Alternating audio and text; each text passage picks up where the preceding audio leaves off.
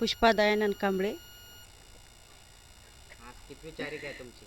भरपूर आम्ही खूप दिवसाचं करत आहे. हो का? हो, काय बदल वाटले असं तारीख जेव्हा आपल्याकडे भंतीजी येतात?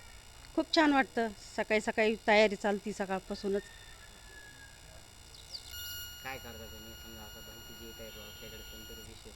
हां, विशेषच आहे म्हणा भंतीजीचं. नाही, तयारी काय चालते असं? तयारी स्वयंपाक हे जे त्यांच्या आवडीचं आहे हां, सडा रांगोळी ते करतो आम्ही. दान केल्याबद्दल असं काही मनाला उत्साह वगैरे काही? हां, छान वाटतं. काय नाव आहे तुमचं? पुष्पा दयानंद कांबळे. भंतीजींना त्रिवार वंदन. सकाळी 4 वाजता उठलो तर आम्ही खूप उत्साहाने सगळी तयारी केली. रांगोळी टाकली. भंतीजींना दान करण्यासाठी फळं वगैरे आणून ठेवली. खूप प्रसन्न वाटलं. पहिल्यांदाच हे सगळं करताना खूप आनंद झाला. आणि म्हणजे आता नेहमी तारीख व्हायला हवी. हो, नक्की व्हायला हवी.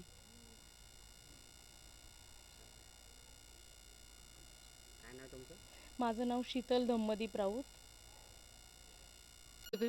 भंतेजींना त्रिवार वंदन करून मी माझं 2 शब्द बोलत आहे. माझं नाव आम्रपालीराव लाडावे आणि संडेला चारिका होते तर एकदम प्रसन्न वाटतं. दिवसभर एकदम फ्रेश वाटतं आणि मुलांना पण सगळं उठून धम्म प्रसार होतो त्यांनी.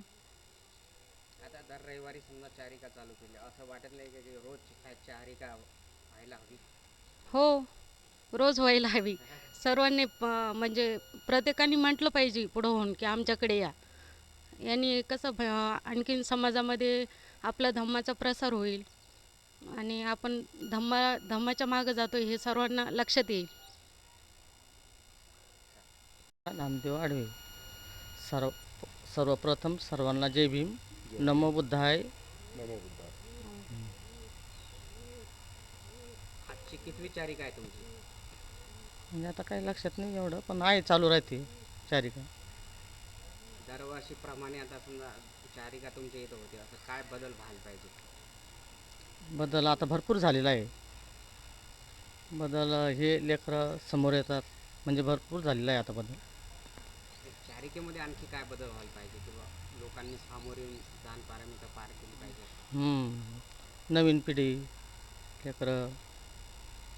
आणि महिला मंडळाचा जास्त उत्साह आहे, पुरुष मंडळी जास्त दिसत नाही. महिलाच करू शकतात हे. महिलाच करू शकतात.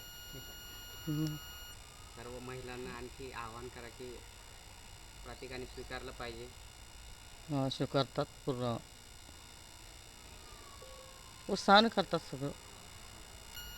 आज सकाळपासून काय तयारी होते सकाळपासून म्हणजे जाग आली किती काय टाईम झाला बघायचं. 4 वाजले 5 वाजले. जिम्मेदारी एक आणि छान वाटतं.